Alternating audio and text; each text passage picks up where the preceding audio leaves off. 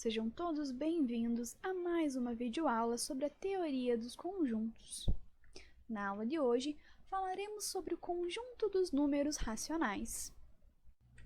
O conjunto dos números racionais é descrito como o conjunto dos quocientes entre dois números inteiros, e é representado pela letra Q. Dessa forma, podemos definir o conjunto Q como o conjunto das frações P sobre Q. Assim, um número é racional quando pode ser escrito como uma fração de P sobre Q, com P e Q inteiros e Q diferente de zero. O conjunto Q é fechado para as operações de adição, multiplicação e subtração. Temos aqui alguns subconjuntos e seus respectivos símbolos. O subconjunto racionais não nulos é representado pelo seguinte símbolo. Os racionais não negativos, por esse. Os racionais positivos, por esse outro símbolo. Os racionais não positivos representamos da seguinte maneira. E os racionais negativos, desta maneira.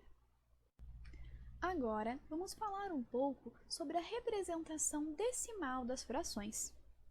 Tomemos um número racional, P sobre Q, tal que P não seja múltiplo de Q. Para escrevê-lo na forma decimal, basta efetuar a divisão do numerador pelo denominador.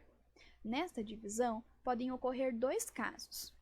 O primeiro caso é quando o quociente obtido tem após a vírgula uma quantidade finita de algarismos, e o resto dessa divisão é zero. Aqui temos alguns exemplos do primeiro caso. Esses decimais são chamados de decimais exatos. Já no segundo caso, o quociente obtido tem após a vírgula uma infinidade de algarismos, nem todos iguais a zero, e não é possível obter o resto igual a zero na divisão. Aqui temos alguns exemplos desse segundo caso. E neste caso, denominamos estes decimais de periódicos, ou dízimas periódicas. Agora que já vimos um pouco sobre a representação decimal das frações, observem alguns exemplos da representação fracionária das dízimas periódicas e sua transformação. Aqui temos representações geométricas, alguns exemplos de números racionais da reta numérica. Podemos notar que entre dois números consecutivos há inúmeros números racionais.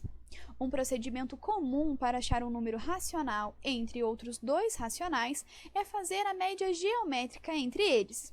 Observe agora dois exemplos. Podemos fazer a média entre as frações ou então entre os números decimais. Agora, vamos observar um exemplo sobre o que acabamos de ver. Assinale verdadeiro ou falso para as seguintes questões. Letra A. 0,21, 21, 21. Podemos observar que é uma dízima periódica. É um número racional? Verdadeiro ou falso? 5/3 não é um número racional. Será? Menos 1 é um número racional. O oposto de 13/5 é menos 13/5. Verdadeiro ou falso? Se formos observar as respostas, temos que apenas a segunda é falsa. Por quê? Se voltarmos e analisarmos questão por questão, podemos ver que todos representam números racionais, pois podem ser escritos em forma de uma divisão entre dois números inteiros. E, por fim, temos que o oposto de 13/5 é menos 13/5. Sim, pois, se observarmos na reta numérica, eles serão opostos. E, por fim, temos uma curiosidade. A letra que representa o conjunto dos números racionais, ou seja, o Q, é derivado da palavra inglesa quotient, que significa quociente. E assim, encerramos a nossa aula de hoje. Muito obrigada a todos pela atenção e até a próxima!